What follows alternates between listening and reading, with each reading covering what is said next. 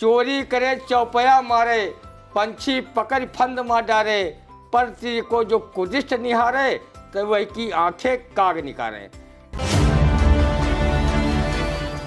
दिन दिन बाढ़े महंगैया मैं का करूं, दिन दिन बाढ़े महंगैया मैं का करूं, दीन दयाल बिरद संबारी, छूट पड़े चौपैया मैं का करूं, दिन दिन बाढ़े महंगैया मैं का करूं।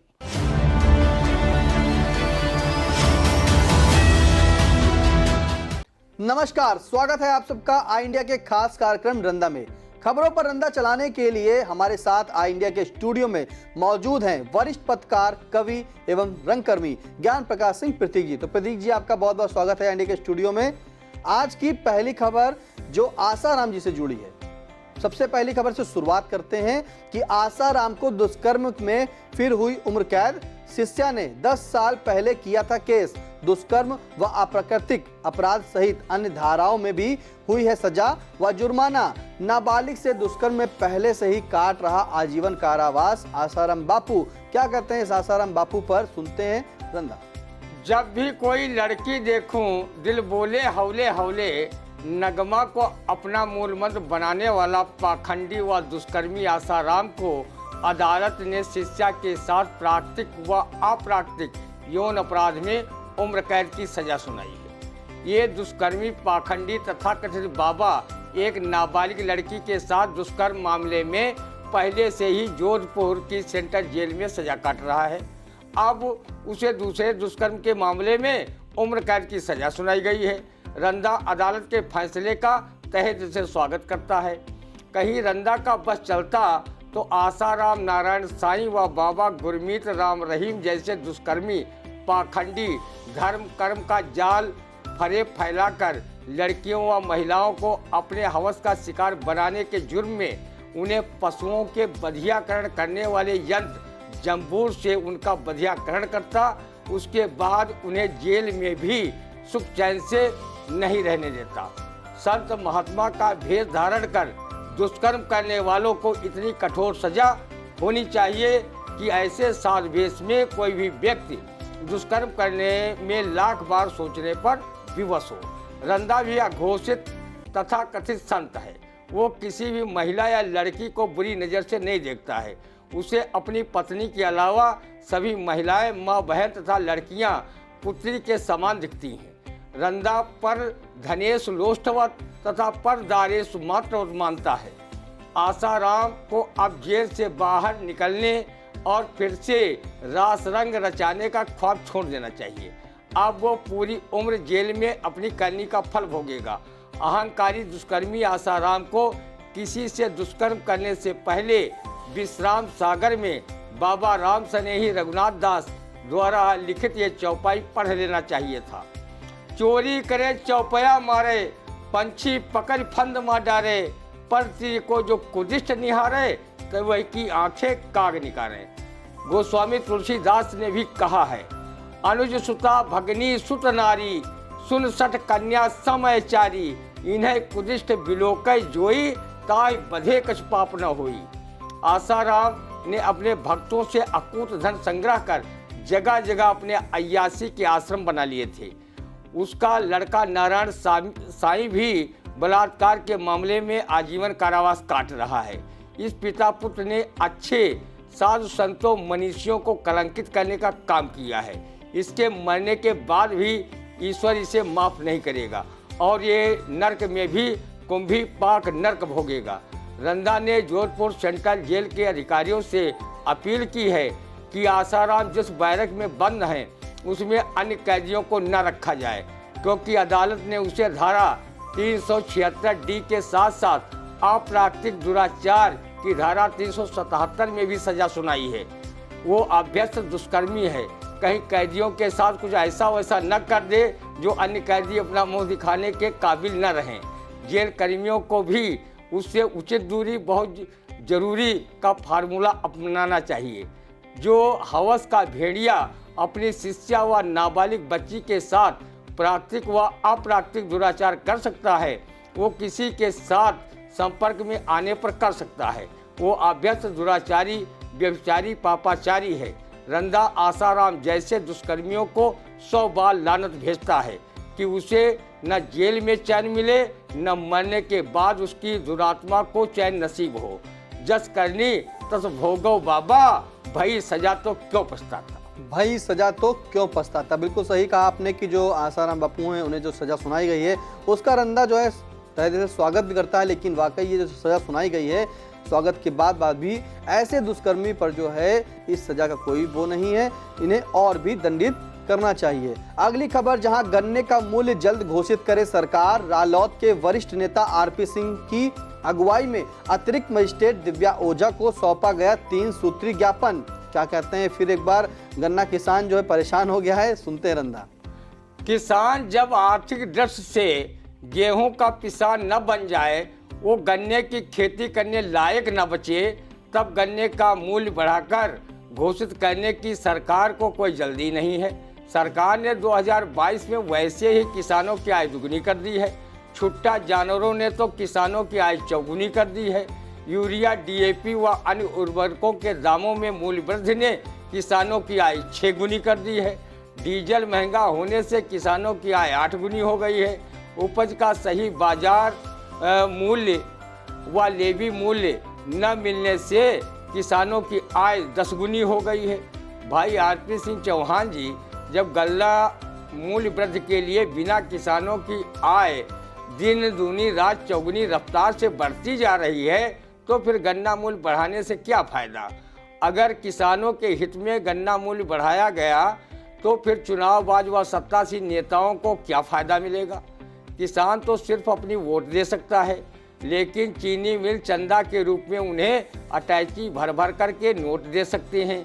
किसानों का सरकार इतना ही ध्यान रखती तो अपनी मांगों के समर्थन में 1 साल तक जाड़ा, गरीब, बरसात में बॉर्डर पर न बैठना पड़ता और न ही 3 कृषि काले कानूनों के विरोध में 700 किसानों को अपनी शहादत देनी पड़ती। आरपी सिंह जी, केंद्र के बजट में पीएम किसान सम्मान निधि में भी इजाफा नहीं किया गया है। अगर किसानों की तरक्की व खुशहाली पर सत्तासीन नेताओं द्वारा ईमानदार प्रयास किए गए होते तो 1% लोगों के पास देश की 40% संपत्ति और 50% लोगों के पास 3% संपत्ति न होती। इतनी आर्थिक गैर बराबरी के लिए सरकार व उसकी नीतियां जिम्मेदार हैं। यही हाल रहा तो एक दिन किसान खेती से मुंह मोड़ लेगा, क्योंकि जितनी फसल के उत्पादन में श्रम मूल्य व अन्य लागत आती है, उतना भी उपज मूल्य किसान को नहीं मिलता है। आज देश के 135 करोड़ लोगों में से 81 करोड़ लोग 5 किलो राशन के लिए कोटे की दुकान पर लाइन लगा रहे हैं। क्या यही तरक्की और खुशहाली है। रंदा किसी भी राजनीतिक दल का समर्थन व आलोचना नहीं करता, क्योंकि रंदा भी गन्ना किसान है। वो आप बीती व पीड़ा को साझा कर रहा है। रालोद के वरिष्ठ नेता आरपी सिंह चौहान जी आप अपनी पार्टी के ज्ञापन व धरना प्रदर्शनों से किसान वर्ग की पीड़ा व उनकी हीन दीन दशा को शासन प्रशासन तक पहुंचाते रहिए। एक न एक दिन तुम्हारी भी पार्टी के हैंडपंप से पानी निकलेगा, क्योंकि जिधर किसान, नौजवान व मजदूर जाता है उसी पार्टी की सरकार भी बनती है। बिल्कुल सही कहा। आखिरकार किसान वाकई परेशान हुआ करता है हर बार। तो प्रदीप जी, आपने पहले भी जो है रंदा के माध्यम से किसानों की समस्या उठाई थी और किसानों को तब भी मूल्य नहीं मिल रहा था उचित लागत। आज फिर आपने एक रंदा के माध्यम से जो है हकीकत से रूबरू कराया है। अगली खबर, जहां कांग्रेस जिला अध्यक्ष उत्कर्ष अवस्थी व शहर कांग्रेस अध्यक्ष संतोष भार्गव के नेतृत्व में चल रहा हाथ से हाथ जोड़ो अभियान, कार्यकर्ता गिना रहे कांग्रेस की उपलब्धियां, दे रहे पार्टी की नीतियों की जानकारी। हाथ से हाथ मिलाने पर क्या कांग्रेस का हाथ जुड़ सकेगा, सुनते हैं रंदा। हाथ से हाथ जोड़ो अभियान में अगर कांग्रेस पार्टी को कोई कामयाबी दिख रही हो तो वो इसे बराबर चलाए रखे। अगर न मिल रही हो तो हाथ से हाथ जोड़ो के साथ साथ पैर से पैर जोड़ो, मुंह से मुंह जोड़ो या पीठ से पीठ जोड़ो अभियान भी शुरू कर दें। उत्तर प्रदेश में करीब 33 साल से बनवास झेल रही कांग्रेस को शायद इन अभियानों से ही मृत संजीवनी प्राप्त हो जाए। अगर कांग्रेस का ये हाथ जोड़ो के साथ पैर पकड़ो, कसके जकड़ो अभियान चलाए तो रंदा को भी उसमें शामिल कर लेना। वो भी केकड़े की तरह लोगों के पैर पकड़ेगा और उसे जबरदस्त तरीके से जकड़े रखेगा। वो ऐसा तब तक करेगा जब तक वो 2024 के चुनाव में अपना मत खुशी खुशी राहुल बाबा की पार्टी को देने के लिए हाँ नहीं कर लेते। वैसे जिलाध्यक्ष उत्कर्ष अवस्थी, पूर्व जिलाध्यक्ष विनीत दीक्षित, शहर अध्यक्ष संतोष भार्गव तथा अन्य कांग्रेस पदाधिकारी पूर्व राष्ट्रीय अध्यक्ष राहुल गांधी की भारत जोड़ो यात्रा से प्रेरणा लेकर व संकल्प लेकर काफ़ी मेहनत कर रहे हैं। मेहनत कभी बेकार नहीं जाती। हमारे जिले के ये पदाधिकारीगण अगर विधानसभा चुनाव 2022 में इतनी मेहनत पहले कर लेते जितनी अब कर रहे हैं तो शायद जिले से पार्टी का सुपड़ा साफ नहीं होता और प्रत्याशियों की जमानत जब्त नहीं होती। कुछ प्रत्याशी तो नोटा से भी कम उठ पाए थे। चलो बीती ताही बिसार दे, आगे की सुध लेव की कहावत पर चले और मेहनत करें। रंदा सोचने पर विवश है कि उत्तर प्रदेश का मतदाता चुनाव के समय जातिवाद, धार्मिक उन्माद में बह जाता है। कांग्रेस के बारे में लोगों का मानना है कि वो जाति धर्म की राजनीति में ज़्यादा विश्वास नहीं रखती। वो आपसी भाईचारा, राष्ट्रीय एकता, अखंडता, सद्भाव, संभाव में विश्वास रखती है तथा लोगों का चौमुखी विकास उसका मूल मंत्र है। खाद्य सुरक्षा कानून, मनरेगा, जन सूचना अधिकार अधिनियम 2005 जैसे न जाने कितने जन कल्याणकारी योजनाएं कांग्रेस की देन हैं। प्रचार प्रसार अब कांग्रेसी हाथ से हाथ जोड़ो अभियान के तहत कर रहे हैं। अब देखना है कि 2024 के लोकसभा चुनाव में इसका लाभ मिलता है या इसका हश्र मैं लड़की हूँ, लड़ सकती हूँ की तरह का होकर रह जाएगा। बिल्कुल आपने बताया, तो कहीं ना कहीं ये भी कहावत सही गई कि जब जागो तब सवेरा। शायद कांग्रेस अब उत्तर प्रदेश में जाग रही है तो कहीं सवेरा उसको दिख रहा होगा, इसीलिए उसने जो है हाथ से हाथ जोड़ो यात्रा शुरू की है। अगली खबर, वित्त मंत्री निर्मला सीतारमण ने पेश किया 2023-24 का आम बजट। सत्ता पक्ष ने सराहा तो विपक्ष ने बताया लॉलीपॉप वाला चुनाव बजट। महंगाई, बेरोजगारी पर नहीं की गई कोई भी बात। क्या रंदा बात करता है, सुनते हैं। जय हो निर्मला सीतारमण के इस चुनावी बजट की, जय हो अमृत काल के प्रथम बजट की, जिसमें महंगाई के नियंत्रण पर कोई बात तक नहीं की गई। रंदा इस बजट को टेसू के फूल के समान मानता है, जो देखने में तो आकर्षक लगता है लेकिन उसमें सुगंध बिल्कुल नहीं होती। इस बजट में किसानों की सम्मान निधि की राशि तक नहीं बढ़ाई गई है। लगता है किसानों का सम्मान ही इस बजट में स्थिर कर दिया गया है। 7 लाख की आय पर कर नहीं लगाकर सरकार मध्यम वर्ग को खुश करने का काम किया है। सरकार जानती है कि मध्य वर्ग पिछले 9 सालों में आर्थिक रूप से इतना कमज़ोर हो गया है कि गरीबी रेखा के नीचे पहुंच गया है। लाभ तो तब उठाएगा जब 7 लाख तक की अपनी आय बढ़ा सकेगा। वित्त मंत्री निर्मला सीतारमण ने अपने अंतिम बजट में उसी प्रकार की कलाकारी दिखाई है जैसी बड़ी कलाकारी के साथ उन्होंने एक बयान में कहा था, रुपया गिरा नहीं, सिर्फ डॉलर मजबूत हुआ है। छत्तीसगढ़ के मुख्यमंत्री भूपेश बघेल ने निर्मला सीतारमण के बजट को निर्मम बजट बताया है, तो राजस्थान के मुख्यमंत्री अशोक गहलोत ने महत्वपूर्ण योजनाओं की अनदेखी वाला बजट बताया है। राहुल गांधी ने मित्र का बजट की संज्ञा दी है और कहा है इसमें न नौकरियां पैदा करने के लिए कोई दृष्टिकोण है और न ही महंगाई से निपटने की कोई योजना। द्रुमक भाकपा और उद्धव की शिवसेना ने निराशाजनक बजट बताया है। वहीं कांग्रेस के राष्ट्रीय अध्यक्ष मल्लिकार्जुन खड़गे ने इस बजट को नाम बड़े दरअसल छोटे की कहावत से नवाजा है। पश्चिम बंगाल की सीएम ममता बनर्जी ने इस बजट को जन विरोधी अवसरवादी बताया है। वहीं भाजपा के राष्ट्रीय अध्यक्ष जेपी नड्डा ने बजट को समावेशी विकासमुखी बजट बताया है।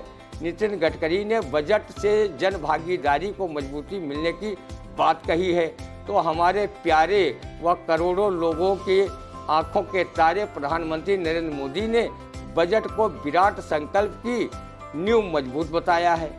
महंगाई को काबू करने की बजट में बात न आने से महिलाएं काफ़ी दुखी हैं।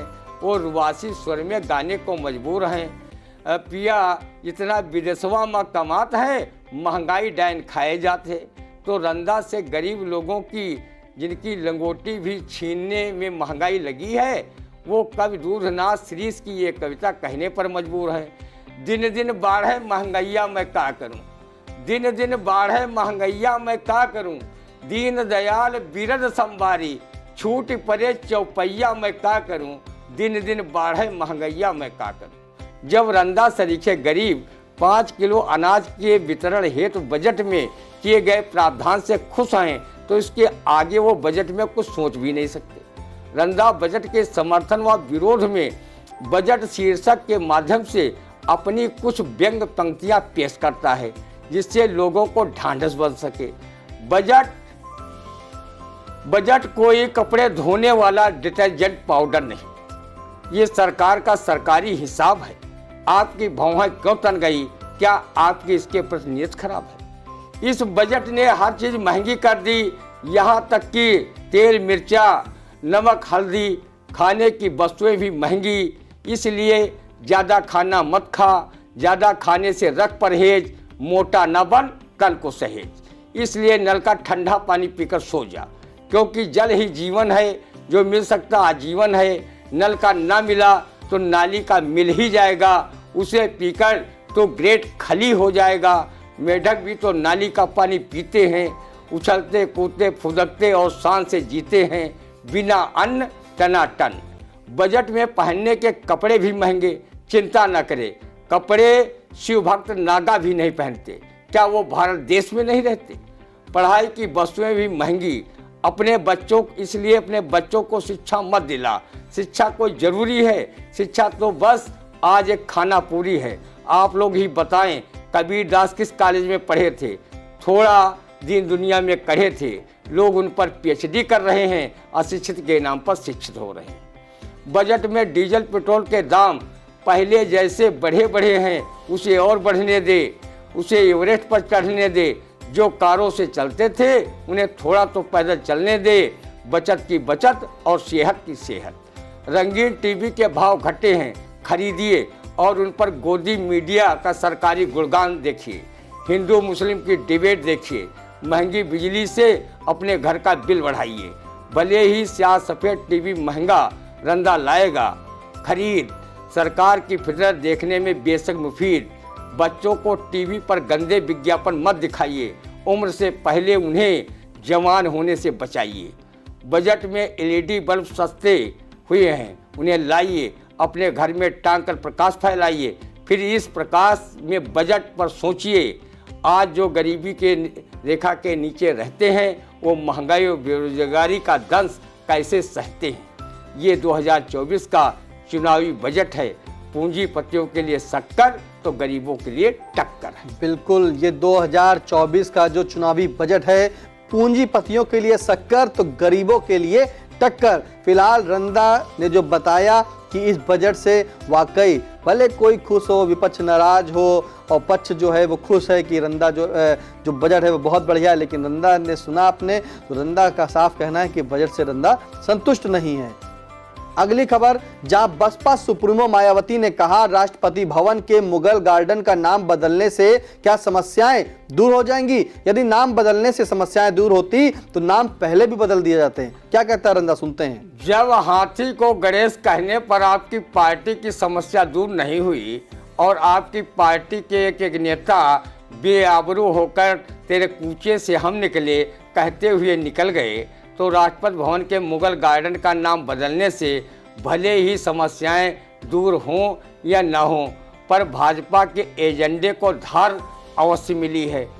आओ हिंदू हिंदू खेलने का खेल कर अपने वोट बैंक को मजबूत करने वाली भाजपा की मोदी योगी सरकार मुगलों के नाम से संबोधित किए जाने वाले स्थान निर्माणों शहरों का नाम बदलकर हिंदू संस्कृत वाले नामों को रख रही है। लगता है कि ये सरकार पांडित्य कर्म वाली सरकार है, क्योंकि बच्चों का नामकरण पांडित्य कर्म करने वाले पंडित पुरोहित जोशी करते आए हैं। मुगल सराय जंक्शन का नाम सरकार ने पंडित दीनदयाल जंक्शन रख दिया। रंदा को भय है कि पांडित्य कर्म वाली भाजपा सरकार रंदा का नाम गंदा फंदा धंधा न रख दे, जिससे वो अपनी पहचान भुला बैठे। रंदा नाम काम और धाम बदलने पर ज़्यादा दुखी नहीं होता। काका हाथरसी ने इस कविता के नाम के अनुरूप काम धाम न होने पर कुछ इस तरह कहा है, उससे वो संतोष कर रहा है। पूछ न आधी इंच भर कहलाते हनुमान, मिले न अर्जुन लाल के घर में तीर कमान। घर में तीर कमान प्रभु की देखो लेखा, स्वर्ण सिंह के हाथ कड़ा लोहे का देखा। का कबीराय आंकड़े बिल्कुल सच्चे, बालक राम ब्रह्मचारी के 12 बच्चे। शीला जीजी लड़ी रही सरला करती शोर, कुसुम लता पुष्पा सुमन निकली बड़ी कठोर। निकली बड़ी कठोर निर्मला मन की मैली, सुधा सहेली अमृत बाई मिली बिसैली। का कबीराय कोई रिश्ता तो बड़ा निकम्मा, पार्वती देवी है शिव शंकर की अम्मा। बिल्कुल, पार्वती देवी है शिव शंकर की अम्मा। तो आपने वाकई सुना कि रंदा को डर है कि जिस तरह से मोदी योगी की सरकार नाम बदल रही है, कहीं रंदा का नाम बदल कर धंधा फंदा न कर दे, कंधा न कर दे। तो वाकई रंदा इस चीज़ से परेशान है। लेकिन फिलहाल जिस तरह से नाम बदलीकरण चल रहा है, उससे जो है अपने हिंदुत्व वोट को मजबूत करने का काम कर रहे हैं। तो कैसा लगा रंदा, कमेंट करके जरूर बताइएगा। और हाँ, फिर मिलेंगे आपसे अगले रविवार सुबह 8:30 बजे। कोई सुझाव हो, कोई कुछ बात हो तो कमेंट के माध्यम से जरूर बताएं। और इंडिया चैनल को जो है सब्सक्राइब करें, लाइक करें, कमेंट करें। और अब दीजिए इजाजत, नमस्कार।